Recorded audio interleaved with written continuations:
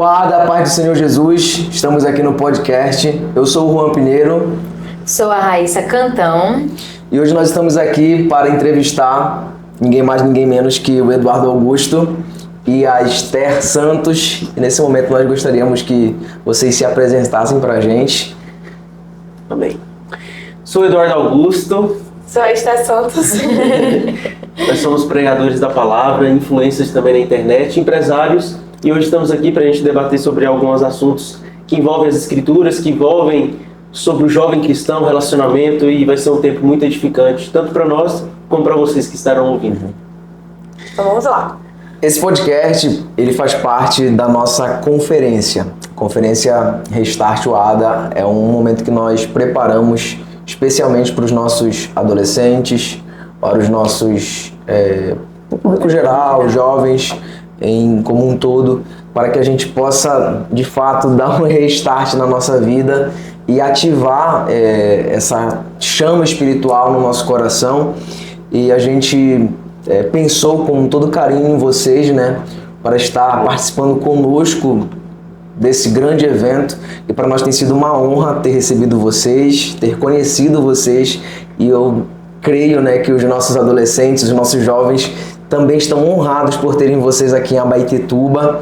E o que vocês têm a falar sobre essa experiência de estar conhecendo mais essa cidade, mais esse povo? Fala um pouco pra gente como tem sido essa experiência para vocês. Bom, como a gente já até conversou, Abaetetuba é uma bênção, essa cidade. A gente se sente muito honrado de estar aqui servindo o Senhor. Sempre servir o Senhor é muito bom. E quando a gente serve ao Senhor pregando para adolescentes que têm essa sede, essa vontade de querer mais do Senhor, é mais especial ainda. Então, como eu disse, estar no norte do Brasil é um lugar que a gente ama muito, e não diferente, Abaetetuba, no Pará, também tem sido muito especial. Tem sido uma benção, a gente tem se animado muito aqui, se alegrado muito. Amamos a culinária, né, do Pará em geral, como vocês já sabem.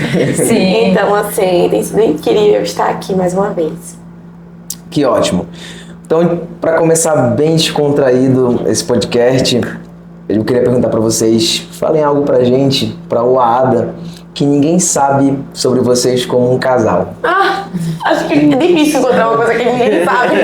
A gente grava tudo o tempo todo. Mas exatamente por isso. Esse é mais ou menos o intuito da pergunta. Vocês, como influencers, sempre estão ali apresentando a vida de vocês, o que vocês fazem, o trabalho, o ministério. Mas tem algo assim de casal, que lógico, que vocês não trazem para o público, mas que traz muito ensinamento pro casamento, pro relacionamento de vocês. E aí? Acho que a gente encoraja muito um ao outro. A gente não mostra tanto isso, mas a gente encoraja muito um ao outro. A gente ora muito um pelo outro, e quando um tá meio assim, o outro vai lá e bora, vai dar certo. Então eu acho que é isso, né? Outra coisa também que a gente pode falar, porque nas redes sociais a gente mostra aquilo que quer mostrar, né?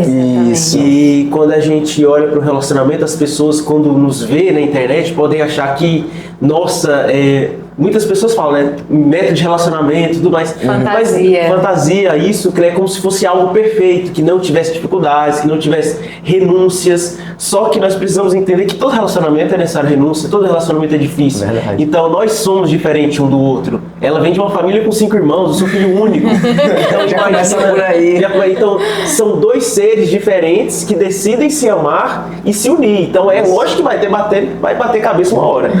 Então as dificuldades com Cristo é especial, porque a gente se amadurece, a gente cresce juntos. Exato. Mas também a gente tem momentos de dificuldades, claro, mas com Cristo tudo é possível. Tudo fica mais se passa. leve. Tudo fica mais leve. É isso. Exatamente. O Eduardo falou sobre a questão de ser filho único, né? E até ter 5 irmãos. Não, eu no caso são 5 irmãos. Eu sou. Tenho 4 irmãos comigo. Isso, exatamente. Com ela 5. Exatamente. Então, no primeiro momento do casamento de vocês, teve muita dificuldade nessa questão, principalmente porque o casal passa a dividir as coisas, passa a partilhar as coisas e fazer tudo junto. Eu acredito que o Eduardo foi acostumado a ser muito só. E já a Esther já parece ser bem... As coisas parecem ser bem compartilhadas. Isso impactou vocês no começo? Exatamente, porque, tipo, por exemplo, eu fui criado como filho único, então eu sempre pensei só em mim, né? Tudo vinha pra mim. Então, a partir do momento que a gente casa, não é sobre nós, é sobre o outro. É sobre servir um ao outro. Então, no começo, a gente teve essa certa dificuldade, porque muitas das vezes eu pensava só em mim, aí ela também, por falar demais, por questão que ela tem muito irmão, ela fala muito e eu sou mais calado. Então, às vezes eu queria conversar demais, ele não queria às vezes eu queria conversar demais, eu não queria conversar. Então, essas diferenças parecem besteiras, mas se os dois não tiver sabedoria, não tiver discernimento e não tiver diálogo para juntos se alinharem, pode virar um problema muito grande. Com certeza. Certo. Agora vamos falar um pouco sobre a identidade cristã. A gente conhece aquilo que vocês são, né, pelas redes sociais e o impacto que vocês têm na vida de adolescentes, na vida de jovens, a influência que vocês têm, influência positiva, né? Como se posicionar, como ser um cristão autêntico, como ter a identidade de um cristão. E eu queria que vocês comentassem um pouco mais sobre isso, né? E como é difícil hoje ter a identidade cristã. Dificilmente um jovem ele vai se infiltrando ali nos ambientes e parece mais que ele perde essa identidade por querer se aproximar do mundo. É normal isso acontecer. A pesquisas apontam, a psicologia diz que nós somos a média das 5 pessoas que nós convivemos. Então é muito, muito comum uma pessoa sendo da igreja acabar se desviando ou ter outras opiniões conforme vai convivendo com outras pessoas. Isso acontece muito quando a gente convive na escola. Por exemplo, na minha época de escola foi uma época muito difícil para mim, que eu percebi que eu estava me afastando muito dos caminhos do Senhor por tamanha influência. Então, o que a gente precisa pontuar aqui? Nós temos que nos isolar do mundo? Nitidamente, obviamente, não. Mas devemos compreender que a nossa identidade precisa estar firmada no Senhor. É fácil isso? Não. É por isso que existem líderes que estão ali conversando, que estão ali desenvolvendo o adolescente nos caminhos do Senhor. Porque o adolescente ele pode ser uma coisa aqui dentro, na igreja, e lá fora ele agir de forma diferente, entende? Então por isso que o líder precisa ser mais amigo, amigão, bora lá, começa, tem que ter aquele vínculo afetivo, porque é pra onde o adolescente vai correr, porque vai ter momentos difíceis, o mundo é assim, vai ter momentos complicados, e a gente não pode cobrar de um adolescente de 13, 14 anos de idade que ele seja diferente dos outros, ou que tenha a mentalidade da gente de 20 e poucos anos, porque não vai ter, entende? Então é sempre trazer pra ele um cristianismo puro e simples, leve, para que ele compreenda e que ele sinta em nós o desejo de compartilhar tudo o que sente, tudo o que pensa, para que ele possa se aproximar ainda mais dos caminhos do Senhor. Porque se a gente for falar bem assim, o adolescente não pode fazer isso, não pode fazer aquilo, como se fosse simplificar. O legalismo, né? Colocar o legalismo ali. Exato. Então, é uma mentalidade completamente diferente. Então, devemos compreender quais são as armas que eu tenho. Entende? Paulo, ele tinha a sua maneira de se comunicar com quem ele devia se comunicar. Ele diz, eu não fiz de tolo para ganhar os tolos, eu fiz de sábio para ganhar os sábios. Então eu vou fazer de adolescente para ganhar os adolescentes. É isso. Entende? Eu preciso compreender que esse é o meu papel. Não posso de maneira nenhuma dizer que, não, para ter uma identidade firmada em Cristo você tem que jejuar, orar. Calma aí, peraí, calma. Você fazia isso com 12, 13 anos de idade? Acho que não. Então vamos pisar no chão e compreender qual é a necessidade agora. Eu acho que a liderança ela tem que ter esse tipo de pensamento, entende? De amizade mesmo, de vínculo, para que o adolescente venha sempre a ele. Porque quando o adolescente não vem, aí é que está o problema. Exatamente. É muito interessante isso. Sim. Comentou sobre um momento que tu passou na tua adolescência de influência de outras pessoas, né? E eu te quero perguntar para vocês se vocês, né, passaram por esses momentos. Nossa, como foi isso? Como foi lidar com isso? Tiveram um suporte de liderança ou foi algo assim muito particular? Você percebeu e tomou a iniciativa, eu preciso mudar. Olha, foi o seguinte, na minha adolescência, eu tava deixando de ir pra igreja, né? Eu não tava indo tanto, assim, não tava tão frequente. E eu tava, como eu falei, com amizades na escola, eram amizades que não eram cristãs, né? Eu não tinha muita facilidade, sempre fui uma pessoa muito comunicativa, sabe, agitadinha. Então, assim, as meninas da igreja não curtiam muito isso, não. Eu era muito comunicativa. E eu me lembro que as pessoas, os vínculos na escola que eu tinha, era com pessoas que não eram cristãs, mas também não eram pessoas tão erradas na época da minha adolescência. E eu me lembro que o líder de adolescentes, na época, chegou pra mim, se sentou comigo e falou um montão. E foi bem difícil. Eu me lembro que era uma postura que ele queria minha, que eu não tinha naquele momento. Sim. E aquilo ali me deixou mais triste, me deixou mais afetada. E também tinha coisas dentro da igreja, né? Como tem em todas as igrejas, que normal. E eu me lembro que aquilo ali me machucou muito, me deixou muito, sabe? Eu me senti muito inferior. A conversa me levou para aquele lado. Então eu acho que é justamente isso. Nós precisamos compreender que adolescente é adolescente. Até pregar para adolescente é um pouco mais difícil, né, Eduardo? Pregar para adolescente tem que fazer rir para depois fazer chorar. Porque se você não fizer rir no começo, eles não vão entender a mensagem no meio e acabou. Eles dispersam muito fácil. Não é do mesmo jeito. E principalmente na nossa geração, que é uma geração muito viciada em dopamina, né? Então é mais do que natural. A gente precisa entender qual é o linguajar. Entende? Se hoje eu conversar com vocês do jeito que eu tô conversando, eu conversar com uma criança de 5 anos de idade, de 4 anos de idade, ela não vai ficar comigo nem um minutinho sequer. Ela vai ficar, eu te amo, vem cá, que não vai nem entender o que eu tô falando. Então, tem um linguajar diferente para a idade. Então, é basicamente isso, como eu tava falando. Sim, tive momentos na minha adolescência, como a maioria de qualquer adolescente cristão. E a gente precisa pisar no chão e entender isso. Porque é uma fase muito difícil, né? É uma fase de muitas lutas. E se a gente não vence isso agora, ele vai se tornar um jovem que vai entrar na faculdade e vai acabar realmente se desviando dos caminhos do Senhor. Porque ele não vai se sentir livre aqui dentro. E na verdade o Espírito Santo quer que a gente sinta liberdade nele. A liberdade, nós fomos salvos em Cristo Jesus. Ele morreu na cruz para que pudéssemos ser livres. Então o cristão precisa entender que ele é livre. Entende? Se ele entender que ele é livre, ele de maneira nenhuma vai achar que a liberdade está no pecado, porque na verdade o pecado aprisiona. Exatamente. Então se a igreja não explica isso hoje, amanhã vai ser muito difícil para explicar. É verdade. E você, Eduardo?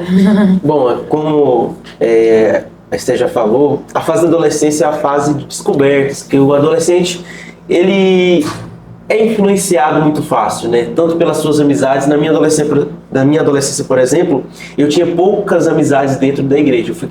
Eu cresci na igreja, porém eu tinha poucas amizades dentro da igreja. Tinha mais amizades na escola. E, consequentemente, na minha adolescência, por ter amigos, meus melhores amigos ser do mundo, consequentemente eu fui influenciado por eles a fazer coisas que desagradavam ao Senhor, a viver uma vida que desagradava ao Senhor, mesmo dentro da igreja.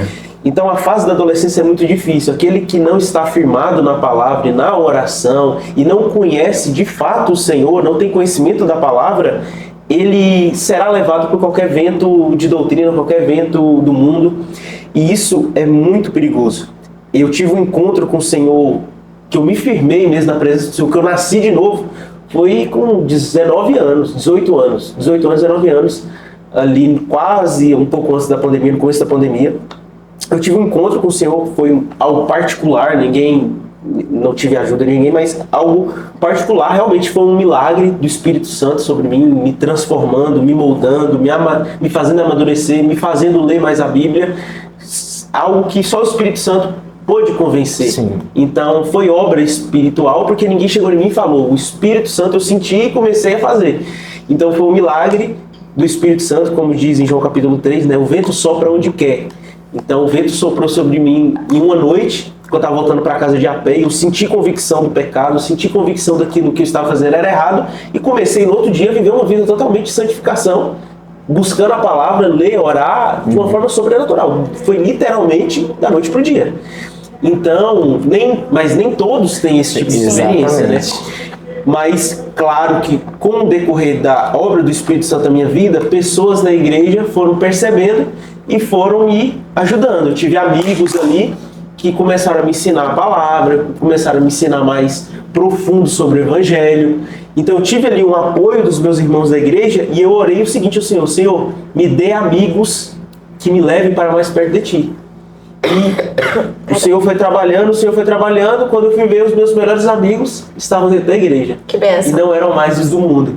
Glória Então aí, a partir do momento que as suas amizades são da igreja, seus melhores amigos são da igreja, compartilham da mesma fé, do mesmo estilo de vida que você, é mais fácil você se firmar nos caminhos do Senhor. Então, o conselho é para um adolescente se firmar: tenham amigos dentro da igreja, tenham amigos que compartilham de uma vida de santidade, que eles vão te ajudar a viver uma vida de santidade. Tenham amigos que te ajudam a estar no caminho do Senhor, porque é um ajudando o outro, um colaborando com o outro, porque seria muito fácil da minha adolescência se eu tivesse mais amigos dentro da igreja para me ajudarem, para me fortalecer ali na fé Por isso e que me ajudarem, me ensinarem. É isso que entra o papel da liderança, né? Fazer eventos que possam juntar cada vez mais os membros da igreja. Fazer gincana, fazer retiros, fazer tudo o que for possível. Essas são já das estratégias, né? Para que venha crescer cada vez mais a obra do Senhor. E até aquele adolescente que está na igreja tem aquele amigo que não é cristão. Rapaz, na minha igreja tem tanta coisa incrível pra gente. Bora lá que você vai amar também. Então, é um jeito de evangelizar, maravilhoso. Sim. Inclusive hoje pela manhã, né, no Restart, nós tivemos salvação de almas de amigos de adolescentes que não são crentes e que vieram por um convite para esse momento e foram impactados. Glória a Deus por e foram salvos. Isso só mostra o papel de uma amizade para que a gente de fato consiga alcançar. Um do outro. Exatamente. Estar alinhado com o propósito. Por exemplo, se a pessoa consegue ter uma amizade assim, por exemplo, eu sou cristã e eu vejo que eu tenho um amigo meu que não é, mas eu vejo que ele precisa muito de Cristo, eu tenho que ser essa influência para ele. certeza. E não o contrário, porque o que a gente vê muito é o contrário. É mais fácil o mundo influenciar alguém que está dentro da igreja do que o contrário. Porque eu percebo isso, não sei se vocês compartilham do meu pensamento, mas é que o adolescente, eu vejo assim que ele tenta se enquadrar muito ao padrão do mundo. Às vezes, não só por uma questão de influência, mas um status na escola, a popularidade. Eu vivi isso na minha adolescência, eu acredito que vocês... eu vou tirar uma foto que todo mundo tira naquela posição adequada e tudo mais, porque vai viralizar. Às vezes essa coisa acontece. Dancinha do TikTok, a gente vê muito isso. Então, assim... acredito que o adolescente ele tem que ter uma consciência de que é ele ali que deve ser o influenciador. E aí ele não influenciada. Aí trazer ele. Exato. Ou se ele quiser ser influenciado, que seja por meninos, meninas, mulheres e homens de Deus. Sim. Porque eu amo a história de Daniel e seus amigos na Babilônia. Eles estavam na Babilônia, saiu o decreto do rei para matar todos os sábios. E os três, Sadraque, Mesaque e Abednego, estavam meio que perdidos ali. Qual é o amigo que chega neles e fala, vamos orar? Daniel. Chega, vamos orar. Então, a importância de Daniel para aqueles amigos, convocando eles para orarem ao Senhor. E na madrugada, Deus revelou o sonho a Daniel. Então, a importância de ter pessoas que te levam para mais próximo do Senhor, de Cristo. Porque no momento onde todo o cenário estiver desfavorável, vai ter uma pessoa ali para te chegar, esse é o caminho, vamos fazer isso. Exatamente. É muito importante isso. Amém. E quando se tem essa identidade, a gente aproxima outras pessoas que também vão compartilhar dessa mesma identidade conosco, Com né? certeza. E aí isso impede com que a gente perca isso facilmente, né? Que às vezes a pessoa, por mais que estejam na igreja, mas isso não significa, né, que elas sejam cristãs de verdade. Então só o fato de eu frequentar a igreja não diz quem eu sou, mas sim a identidade que eu tenho. E aí o Eduardo, você, Esther, falam também sobre o encontro que vocês têm com Cristo, né, de forma especial, porque todos nós precisamos ter esse encontro com Cristo de fato. Então não é só porque o meu pai ou a minha mãe me levam para a igreja que eu já estou salvo, já está tudo bem.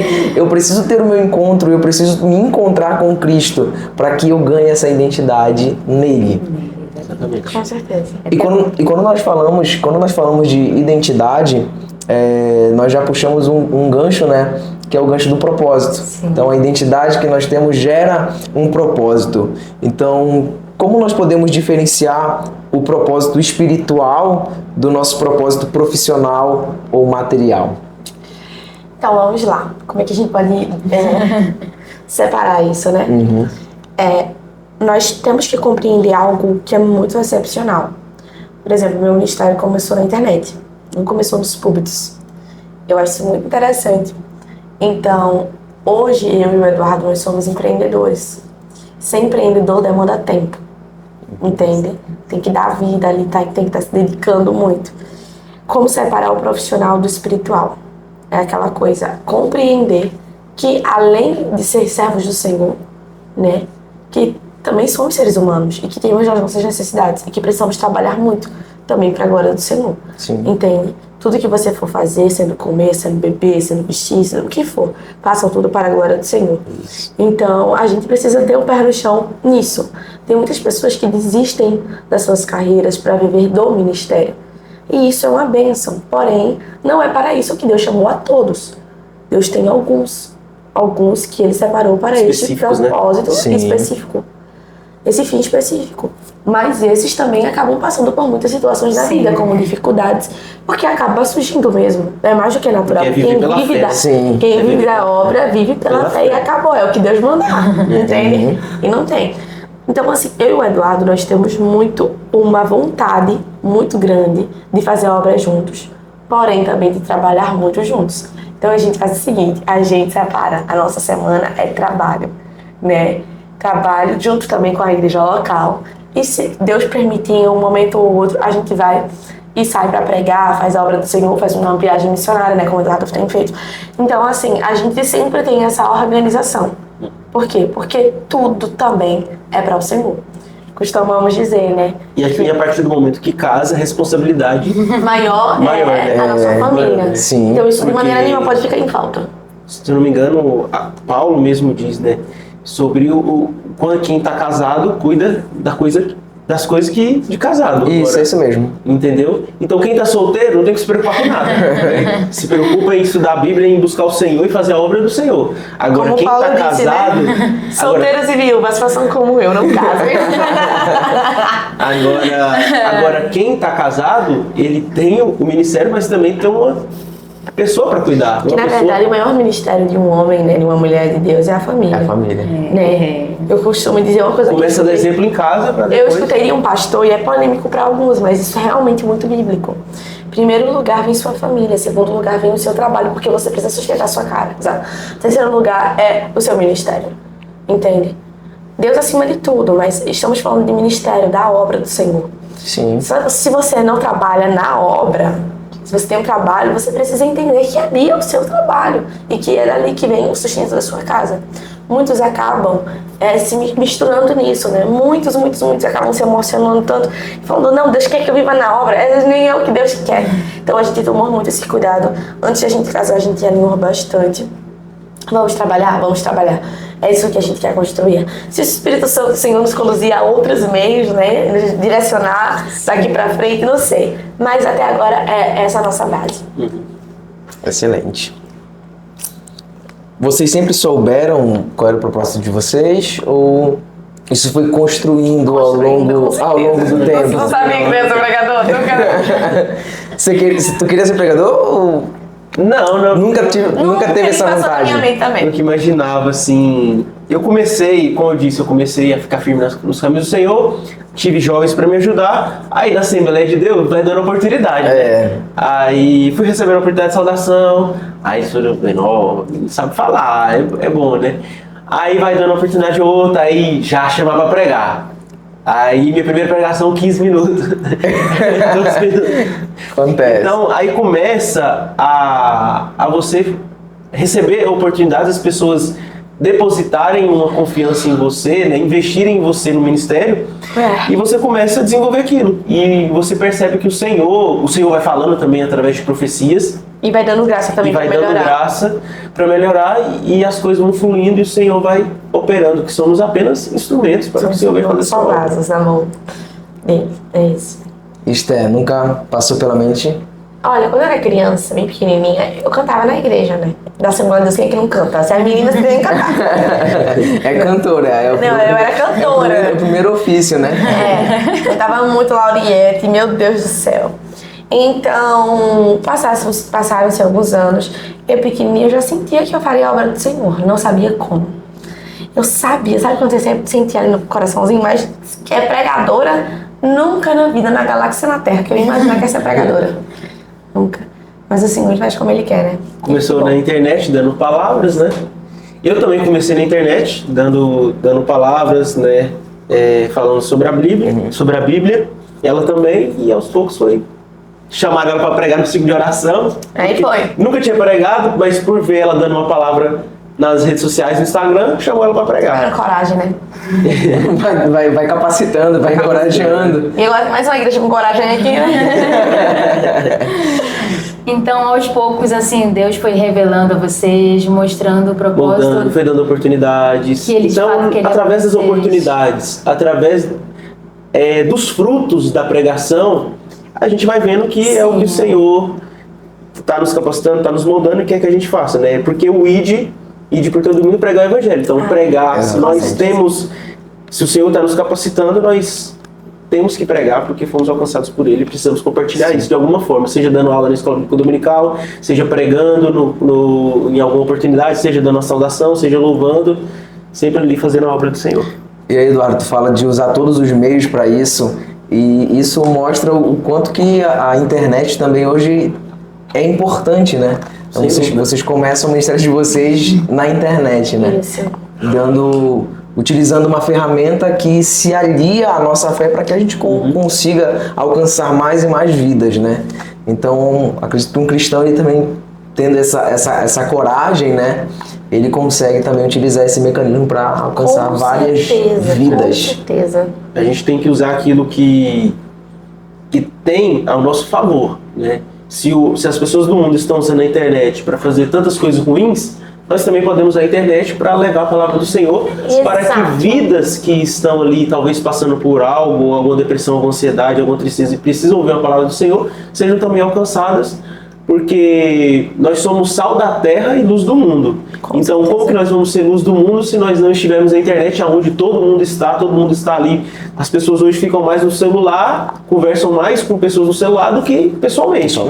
Então, nós devemos ser luz no celular, luz na internet, luz no Instagram, luz no TikTok, para que vidas sejam também alcançadas através desse meio. Com certeza, a gente tem que parar com essa mania de dar tudo pro inimigo, né? Não, celular do inimigo, internet do inimigo. Não, a gente é tudo do Senhor, que a gente já pagou do Senhor e que luta o inimigo. E durante muito tempo, né, muitos colocaram isso como sendo algo errado, um pecado. Certeza. Eu acredito que a gente perdeu muito espaço e oportunidades por conta de rejeitar. A gente vê propriamente a televisão. Muitos antigamente, consideravam como pecado. Hoje a televisão está dentro da igreja. Então, se não era pecado ali, é pecado agora. Não é pecado agora, né? Não é pecado agora. Então, nós precisamos usar tudo aquilo que temos Nunca foi pecado, né? para glorificar o Senhor. É porque antes a pessoa falava assim, se tem televisão é pecado. Mas se hoje tem televisão, quem assiste não é pecado, então nunca foi pecado. Então, a gente perdeu muitos espaços por dizer que tudo era do inimigo. A gente deveria ter pensado, mas é mais do que normal, a gente vai aprendendo com o tempo, né? E que bom que a internet está aí hoje para mudar tantas coisas. E eu creio que a gente tem avançado muito com esses meios, sabe? Abrir a Bíblia e ver, eu imagino que Paulo, meu Deus do céu, se estivesse no nosso tempo, sabendo quanto seria fácil, né, pregar para todos os lugares. Por exemplo, é interessante, porque hoje em dia a gente tem a oportunidade de viajar para lugares que Paulo, que muitos dos apóstolos nunca nem sequer pisou. E a oportunidade de levar o evangelho, às vezes, sem sair de casa para essas pessoas. Tem ideia do que é isso? Hoje a IA permite você gravar um vídeo e a pessoa lá na Índia ouvir o vídeo na tradução dela. Tudo. Isso é incrível. Entende? A mentalidade do cristão, quando muda para isso, é uma bênção. E ele para de se prender em coisas vãs como isso aqui é pecado, essa marca aqui é do diabo, porque tem 2 olhos. Eu acho que a nossa geração precisa amadurecer, porque a gente tem se importado muito com as coisas que não é necessário se importar, como por exemplo, tá aí no auge da discussão, né? Assistir Stranger Things é pecado, a gente olha pecado,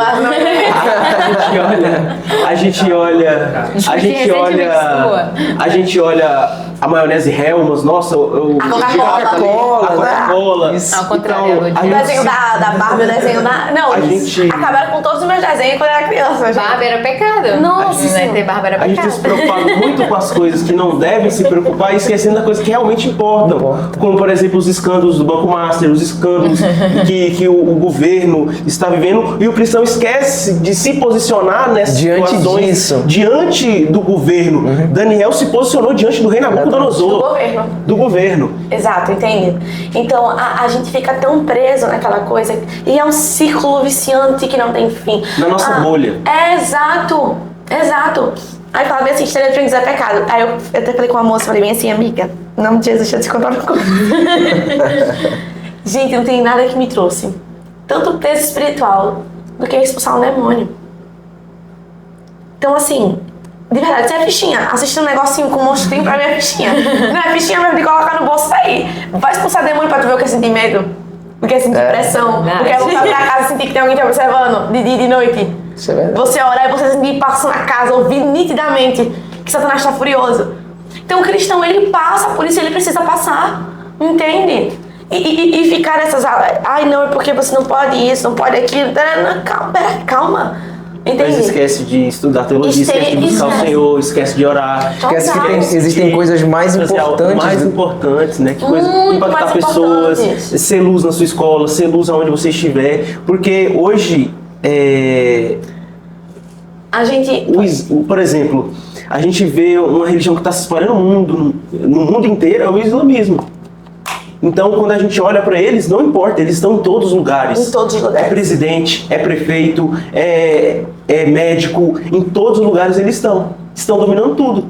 Então o cristão tem que parar de ficar olhando para a bolha dele e falar que isso é pecado, isso é pecado, isso é pecado, e se posicionar onde ele estiver para que ele faça a diferença na sociedade. Uma sociedade só será transformada quando os cristãos estiverem em todos os lugares. Não tem como o cristão só estar na igreja, só estar lá em um lugar avulso e falando de coisas banais que não vão levar a lugar nenhum, transformar uma sociedade. Não vai. Só vai transformar a sociedade se os cristãos estiverem em lugares estratégicos, se posicionando e ali fazendo a diferença. Fazendo diferença no trabalho, fazendo diferença na política, fazendo diferença em todos os lugares, para que a sociedade seja transformada. E seja impactada também. Na Europa, um dos nomes que mais tiveram nos registros de nascimento foi Mohammed. Porque eles não param de crescer. Eles falam que a arma letal deles, a maior arma, é o útero da mulher. Enquanto nós, do lado de cá, tem medo de ter muitos filhos, né? Isso. Tem medo de ter muitos filhos, de procriar e tal. Sendo que nós precisamos compreender. Eu fui chamada pra quê? Pra crescer e multiplicar pra glória do Senhor. Então a gente esquecemos muitas das vezes do nosso papel principal e ficamos presos em coisas pequenininhas. Entende? Então, assim, eu sei que é muito difícil entrar na cabeça de muita gente. Estamos presos a coisas pequenas, que não são nem bíblicas. Eu acho interessante porque quando a gente abre as escrituras, a gente vê que o Senhor, ele não estava se importando em escandalizar ou desescandalizar. Por exemplo, vou explicar aqui. Naquela época, o que eu acho mais lindo é que os judeus não conversavam com os samaritanos. E isso para eles era primordial. Só que quando a gente vai olhar para a nossa realidade hoje, a gente faz a mesma coisa. A gente se divide. É um povo que se divide, que quer viver numa bolha. Não, isso aqui não pode, isso aqui não. Ele porque não convém. O versículo que foi usado para algo tão importante, ele é usado de maneira banal, né? Pronto. Jesus, ele se apresentou à samaritana, falou quem ele era para uma mulher completamente improvável, impura, não tinha nem reputação. Uma mulher qualquer, mas o Senhor, ele viu o coração dela. Então nós precisamos olhar todo o coração dos homens. É algo que ninguém quer ver. A gente se importa com a aparência, a gente se importa com o que as pessoas têm a oferecer, quantos de seguidores a pessoa tem na internet, o quanto ela vai me agregar na vida. A gente tá até naquela moda de networking. Só fica com pessoas que podem te agregar alguma coisa. Soa muito interesseiro, né? Eu só me aproximo dessa pessoa aqui ou por status ou porque ela pode me favorecer em alguma coisa. A gente tá vivendo numa era onde as pessoas elas querem mostrar que tem a todo custo. E isso é muito real. Só que quando a gente vai olhar para as escrituras, a gente vê o contrário disso. Quem é o maior dentre vós é aquele que serve. Glória a Deus. Jesus, ele é perfeito porque ele mostra que em toda a sua glória, mesmo sendo Deus, ele lavou os pés dos discípulos, deixando eles tão constrangidos ao ponto de um olhar e falar, não, mestre, isso é muito lindo. E o que eu aprendo com isso é que a gente está fazendo o contrário.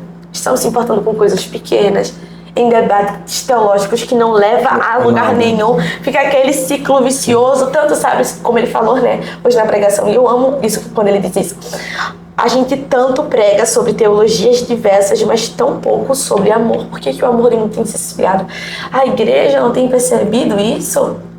Sabe? É tantos escândalos, e parece que essas coisas não nos escandalizam mais. A gente vê corrupção, a gente vê mentiras, a gente vê adultério, a gente vê pecado crescendo. E parece que a gente não se entristece mais. Entendeu? Isso é verdade. Vai algum cristão conversar sobre coisas reais que estão acontecendo, sobre aquilo que entristece nosso Senhor? Não. Tá mais atualizado com o que a Virginia acabou de fazer. Daqui a 5 minutos, já sabe o que ela vai fazer daqui a 10 minutos, e se ela tá casada, se ela tá debate sobre a vida namorando. dela. E é isso aí. Então, aonde a gente vai nesse ciclo vicioso? Digo a vocês, a lugar nenhum. Muito pelo contrário, a gente só vai decaindo. É verdade. Isso até entristece, né? Quando você fala sobre as coisas inúteis, né? Que nós damos tanta relevância. E Paulo, ele alerta sobre isso, que a gente não deve se deter em questões loucas, em questões intermináveis. E aí as pessoas vão lá e quer saber se o fulano de fato na Bíblia era filho do ciclano e coisas que não tem propósito. Porque Paulo, ele tem isso é tão incrível, porque a Bíblia diz bem assim, até nas profecias, né? Se vem ou não do Senhor, rapaz, analise a profecia ao todo. Aí o que for pra você, o que for, escute bem. É porque assim, a gente tá vivendo num ciclo muito difícil, né? É um tempo muito difícil. E que bom que a palavra do Senhor já nos ensina. Quando Paulo ele escreve dizendo tudo me é lícito, mas nem tudo me convém, eu acho isso incrível, porque tem coisas que são lícitas a gente como cristão. Sim. Essa é a verdade, mas Jesus morreu na cruz porque a gente é livre. Agora a gente é livre. A gente não peca porque a gente justamente é livre. A gente deixa o pecado de lado porque a gente não é escravo dele. E porque a gente tem a liberdade de escolher.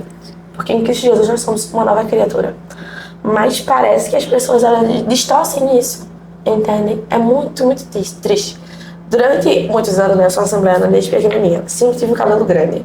Eu não sei se vocês pegaram na época que era pecado pra pegar cabelo. Sim, o meu cabelo. Até hoje, né? A gente já deixou. Deixei já. Então, quantas irmãs não sofreram com isso? Com algo tão pequenininho, né? É isso. Vamos para a próxima pergunta que esse assunto rende. Vamos lá. Acho que é a quarta pergunta. Vamos lá. Tem uma pergunta aqui para vocês relacionada a essa questão de identidade, também utilizar as redes sociais como um propósito, utilizar essas redes para influenciar outras pessoas e como ser um influencer cristão no Instagram para alcançar mais pessoas. Como eu posso começar? Eu vou pontuar logo. E quais desafios vocês enfrentam? Começa você. Vamos começar.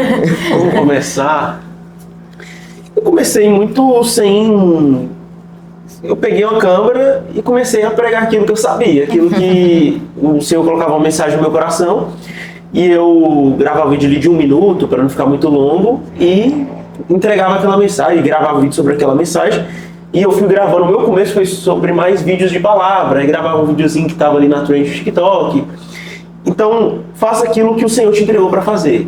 Você sabe louvar, grava vídeo louvando o Senhor. Hoje, tantas influencers que gravam vídeo cantando hinos da harpa, hinos antigos. Então, o Senhor te deu o dom de louvar, louve ao Senhor. O Senhor te deu o dom de palavra, se alimente da palavra para que você tenha uma palavra para entregar para as outras pessoas. Então, seja aquilo que o Senhor tem te entregado. Não tem que ser algo que você não é. Você não é, exatamente. Não tem que ser algo que você não é ou que o Senhor não te entregou. Exatamente. Eu acho muito incrível isso, amor. Sobre como começar. Então, eu costumo dizer, faça tudo para a glória do Senhor, então faça com excelência. Tem gente que, é pro Senhor, então vai ser assim. Não, é pro Senhor. Tem gente que canta, não, é pro Senhor. Tudo bem ser desafinado, é pro Senhor. Vai ser ruim, mas é pra Deus, ele vai receber. Não é bem assim, entendeu? Então a gente tem que fazer com excelência. Pronto, por exemplo, eu comecei a gravar vídeo no celular que não era nem meu. Era da minha mãe. Minha mãe tinha um iPhone, eu tinha um Samsung. Eu peguei o celular dela. E toda vez que eu ia gravar, eu pegava emprestado. Às vezes era a gente ligando pra ela, eu desligando a ligação, eu não ia de gravar. Então assim, eu peguei o meu melhor. Eu não tinha ring light, abria a janela de casa e gravava ali. A minha casa não era nem rebocada. Se você for descer bastante lá nas primeiras publicações, você vai ver. Eu não tinha muitos recursos. Mas eu sempre quis fazer tudo para a glória do Senhor. Entende? Porque para o maligno, para os filhos das trevas, né, como a Bíblia diz, eles são muito prudentes. Eles fazem as coisas com excelência. Então nós precisamos entregar com excelência. Esther, qual passo você me dá agora fazer uma mentoria rapidinho? Pra eu crescer na internet. Pega as pessoas que têm mais visualizações hoje na sua atualidade, vê a maneira que eles se comunicam. Agora use isso para falar sobre o Senhor. Tem uma menina muito estourada no TikTok chamada Liz Macedo, em Antonella Braga. E eu tô falando aqui com adolescente, no fim de, eu não sei quem é, sabe sim. Eu não gosto de adolescente sonso, eu fico assim, ó, voando, tô falando na pregação, aí fica, ai, tipo, não sei, sabe? Ó, vê a maneira que se comunica, às vezes ela liga assim o celular e vai falando, você vai falar sobre Jesus, sabe? Tô olhando até pra câmera pra falar contigo. Pra falar sobre Jesus, usa isso pra falar sobre o Senhor, sabe? Tem tantos louvores legais. Aí tem a dança do pinguim, vai fazer a dancinha do pinguim, quer fazer a dancinha, vai fazer a dancinha do pinguim. É, o passinho do pinguim lá da Aline Barros. Vai fazendo as coisas para a obra do Senhor. A maneira que as pessoas se comunicam, observa bem aquilo que dá certo e leva isso para o lado, né, para evangelismo, por exemplo.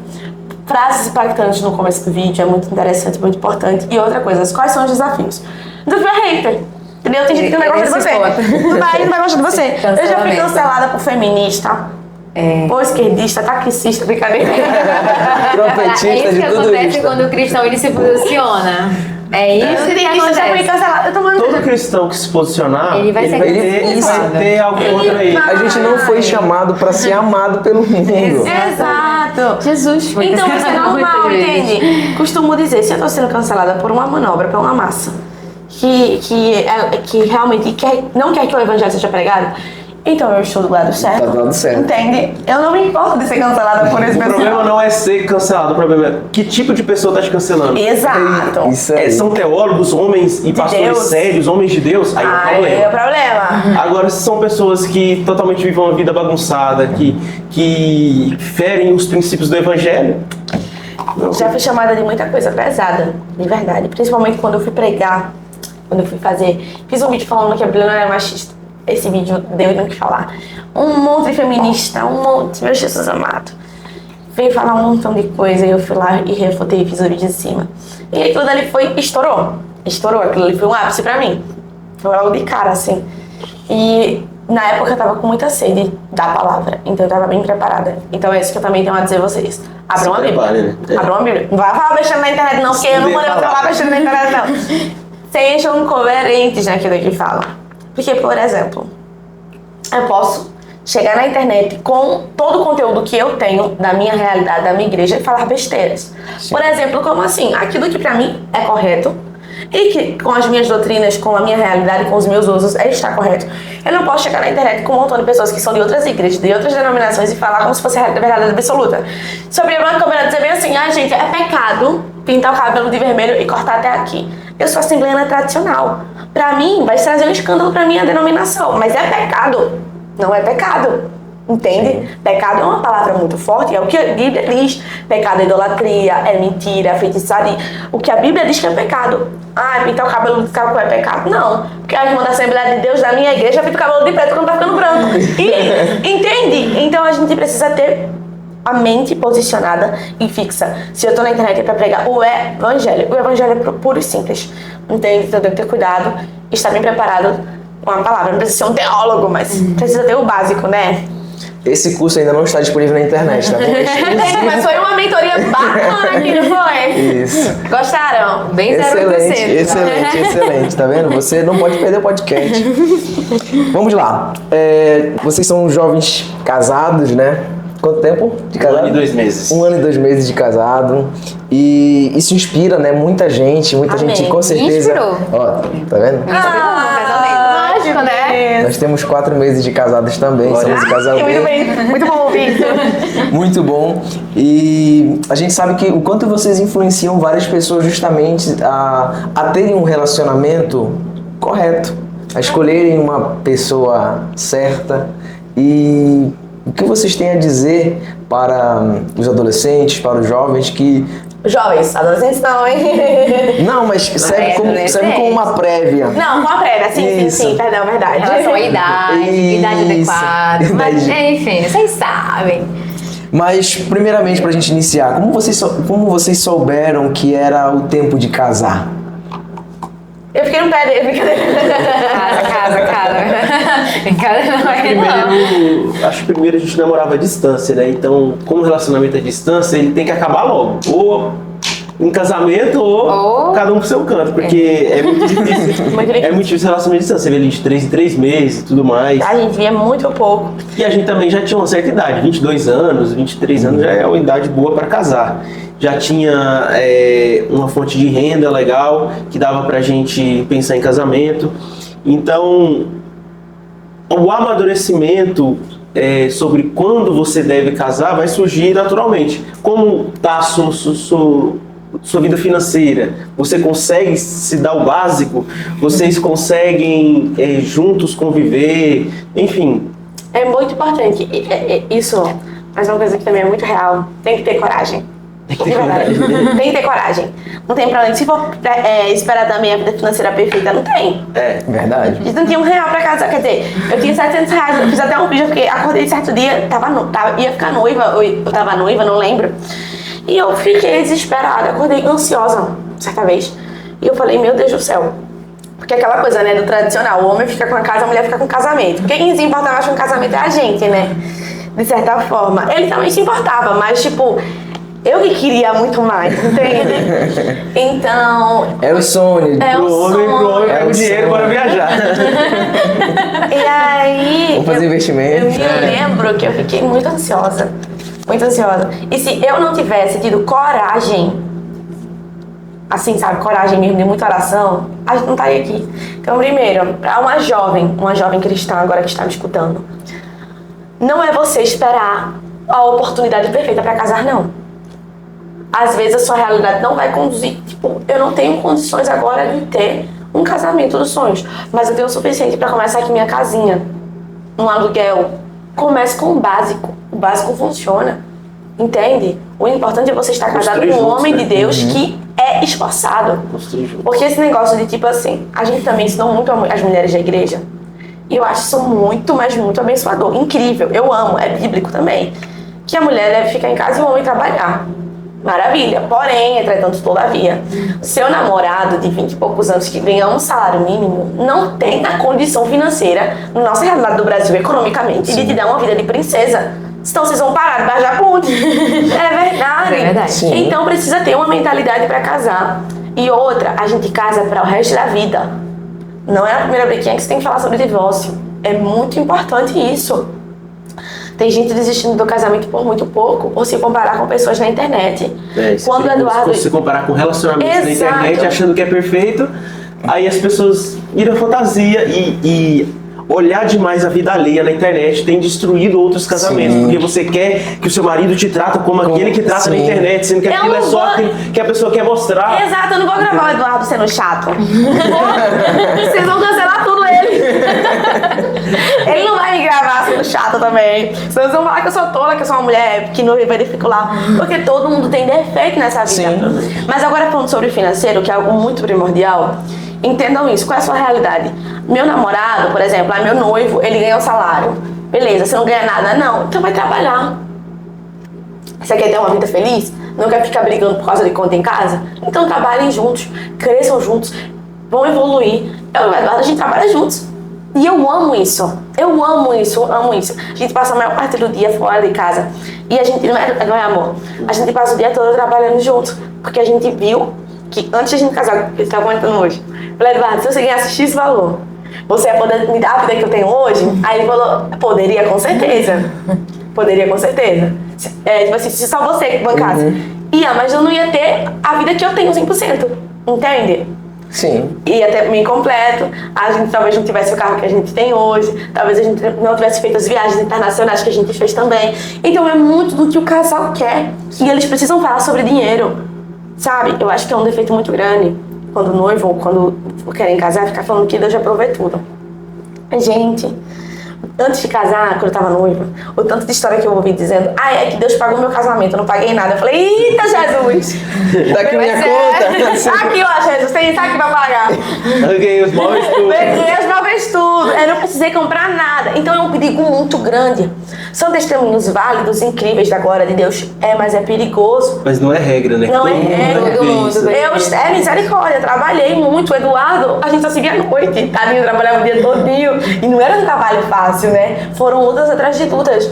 E claro que vieram as parcerias, tive uns descontos, mas eu e o meu marido, noivo, né? A gente deu conta de tudo. Eu me lembro que meu pai me deu uma geladeira. Foi meu pai me deu uma geladeira, não foi? Amor? Foi. A minha irmã me deu um sofá. Na verdade, os melhores presentes foram Da família. E que a gente ficava pedindo em cima. Quem E aí vai dar vai E aí, vai dar televisão não? Aí eu acho que de tanto enjoar... Sofá. Não, você comprou a maior parte das coisas. Você comprou a cama, você comprou a mesa, você comprou a A jantar. cama foi minha mãe deu. Foi a tua mãe que deu? Não, eu comprei só, acho que foi só a TV. mesa e a televisão. Foi. Mas, tipo assim, também um pouco do apartamento da gente era meio que mobiliado, então deu pra ajudar. Mas aquela coisa, a gente não começou com tudo, a gente trabalhou muito. E eu quero entender, jovem cristão, que nem sempre a sua vida vai ser um milagre divino, entende? E tá tudo bem, tá tudo bem. O que importa é que você se case pra glória do Senhor com um homem temente a Deus. E que você sabe que é temente a Deus. Porque muitos parâmetros para se casar, muitas coisas, vocês também, né? Acredito que teve muitos desafios para estar aqui. Você não casou com um homem muito rico, assim, de cara, né? Tem que se tornar os bons, tá tudo Exatamente, bem. e construir juntos. Tem que construir juntos. E a gente também passou por essa fase e a gente também, assim como você falou que você via, né? Milagres. A gente também passou por isso. Só que é a fé atrelada a obras. Deus nos abençoou. Deus melhorou minha renda. Deus me deu um trabalho melhor que fez com que a gente realizasse um sonho. Deus usou pessoas para nos presentear. Mas em nenhum momento eu deixei de trabalhar e falei assim, Senhor, estou de braços cruzados, agora eu estou esperando só aqui sentar ali no banco. Pague meu buffet. Isso, exatamente. A soberania de Deus, Exatamente. a providência de Deus, mas eu preciso também. Interessante que na época eu tava pensando em casar e ficava fazendo as histórias, tipo assim, gente, ninguém quer me dar tal coisa. E aí certa vez a minha irmã falou bem assim, Jesus vai te dar tudo.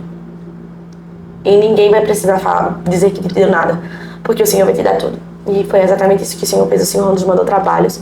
E com 2 meses de casados a gente pôde ver a nossa vida financeira muito bem estável.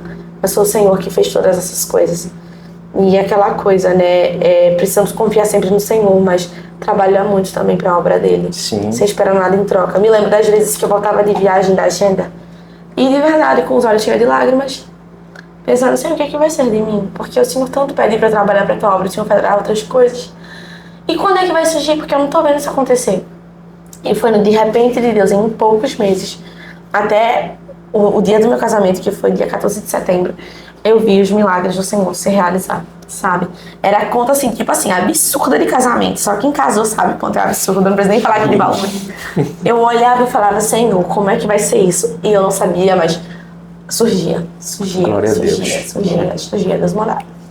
Foi uma bênção, estamos aqui. Casados, felizes. Amém. Isso é maravilhoso. E eu acredito que esse período de preparação para o casamento já vai amadurecendo também o casal, né?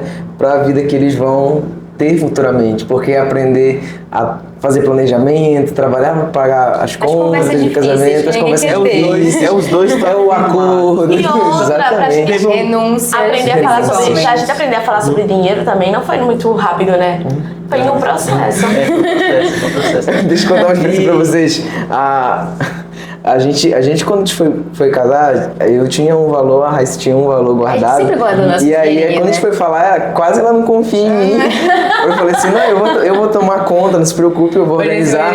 E ela tava com o dinheiro, né, que ela já tava guardado justamente para alguns planos. E aí, quando foi pra ela, tipo, vai ser pro casamento. Demorou muito pra ela confiar em mim e falar, não, vai ser aqui.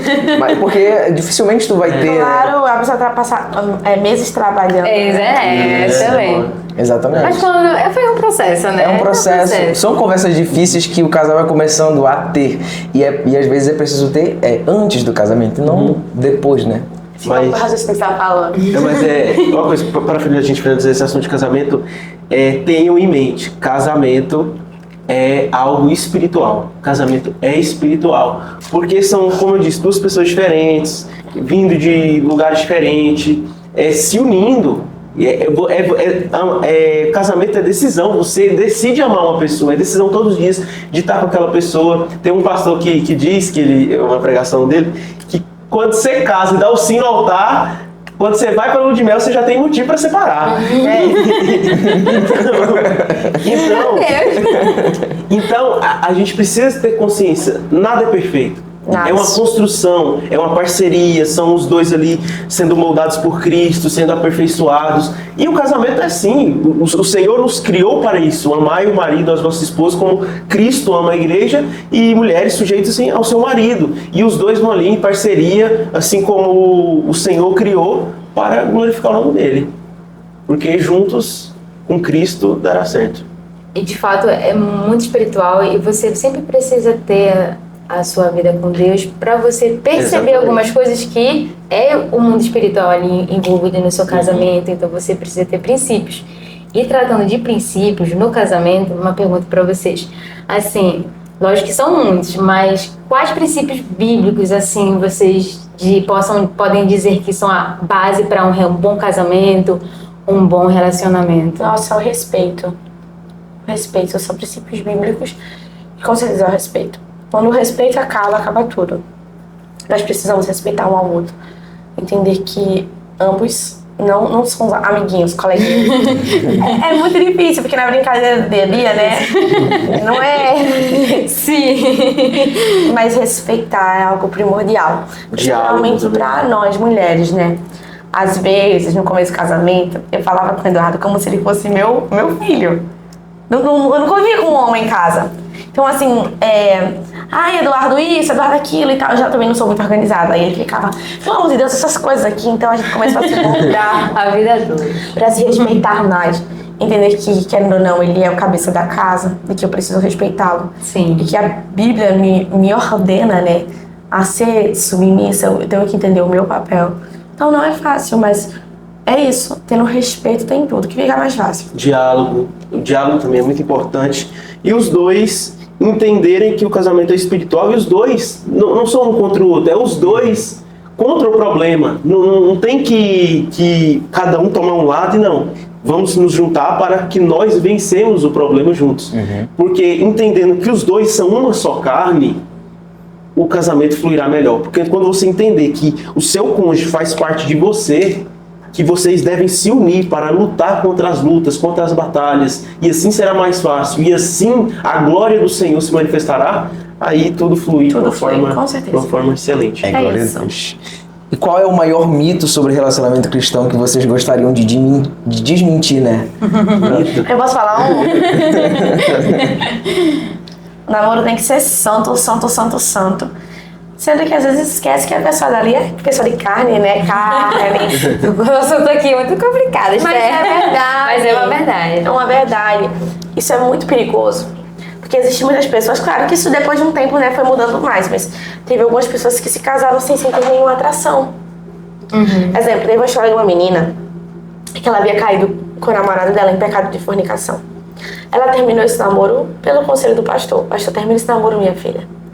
Que ela não podia casar naquele momento. Passaram-se alguns anos. Ela ficou uma menina mais madura, né? Uma mulher mais madura. Conheceu um rapaz que não era tão bonito. Rapaz de aparência meio assim, meio lá, meio cá. E ela pegou e foi conversar com o pastor, né? Pra que dessa vez ela pudesse ter um acompanhamento e não viesse cair novamente. E ela veio com uma conversa dizendo: pastor, estou namorando e vou me casar com um rapaz realmente de Deus. O senhor tem ideia que nem beijar ele eu tenho vontade? Isso é do Senhor mesmo. Olha que perigo. Entende? E aí o pastor como é que estava naquela situação? Vai explicar pra menina que na verdade o pecado não estava no desejo dela, mas sim no ato, porque nós somos seres humanos. E se você ama uma pessoa, você precisa, pra se casar, desejar essa pessoa e amar essa pessoa. Então é algo muito complicado. O maior mito é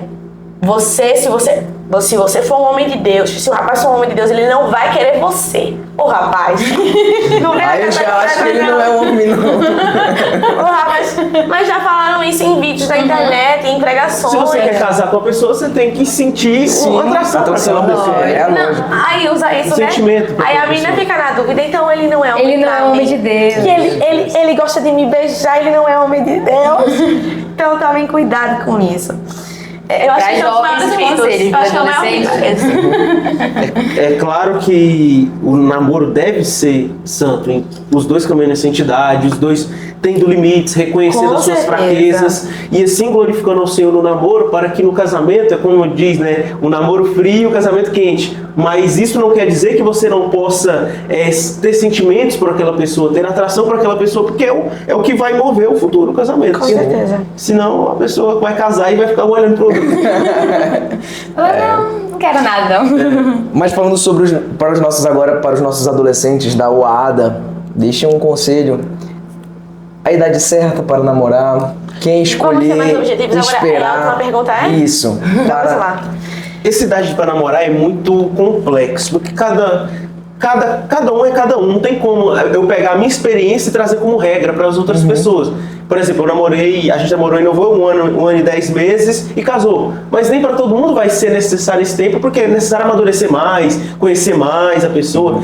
Então, cada um é cada um. É perigoso Só que namorar os dois têm que muito. buscar maturidade espiritual, discernimento, para quando será o momento e se é realmente uma pessoa Eu certa. aconselho, a partir dos 18 anos de idade, você pensar em namorar. Eu sei que é muito difícil para um adolescente de 15 anos que quer deixar na boca. Eu sei que é isso que você quer. Né? Aquele filho do pastor também, que é bonitão e você quer namorar com ele, aquele baterista, aquele guitarrista. Mas escutem bem. Eu acho que a partir dos 18 anos de idade é o momento perfeito para você pensar em namoro. A sua mente vai estar um pouco mais formada, você vai estar um pouco mais madura, vai já ter se decepcionado várias vezes com amizade. É perfeito, que você já amadurece. Então, é bom esse tempo de espera, compreender que agora você tem 18 anos. A minha irmã, mais nova, ela começou a namorar com 18 anos de idade, e agora, né, tá conhecendo um rapaz. E assim, foi uma fase maravilhosa. Ela tem uma mentalidade incrível, sabe? Então, como o Eduardo falou, não é regra. Tem gente que vai começar a namorar com 25, se casar com 30, não sei. Mas a base, que seja pelo menos com 18 anos. Tem pessoas que namoram com 16 para se casar com 18, tudo bem. Tem o acompanhamento de um pastor, mas com muito cuidado. Porque se você casa é para casar. E se você não quer casar com 16 anos, 17 anos de idade, então não pense em namoro. O adolescente muda de opinião muito rápido, Sim. né? Ele é muito oscilante. E os Então, hormônios 18 estão à flor anos. da pele também, né? Então, 18 anos, a pessoa já é maior de idade, já provavelmente está entrando na faculdade ali, e ela começa a ser mais madura, amadurecer. E tem um que pensa ter mais sobre o condições futuro, né? também São- financeiras ali. Que já avança, né, sobre também. o futuro. Eu compartilho o pensamento que a Esther falou. Se você não pensa em casar ainda, Não não namora. tem por que não tem por que namorar. Casar o propósito é esse, namorar né? só por namorar. Nada. Tem gente que coloca o namoro pecado. como eu vou testar se vai dar certo e eu vou namorar com essa pessoa. Só Então, pra parar aquele tempo de carência. Pra tem- usar a pessoa. É mais Isso. do que... Isso é mais do que comum no nosso meio. Isso acontece. Tem muito aquela... Eu tô orando com o rapaz. Aí começa aquela coisa, tô orando. Só pra suprir a carência. Só pra não ficar sozinha. Só pra não ficar sozinha. Tá ali orando, aí orando. passa um tempo, aí Passa a madrugada todinha conversando, sei lá, Deus sabe o quê, com um vasozinho.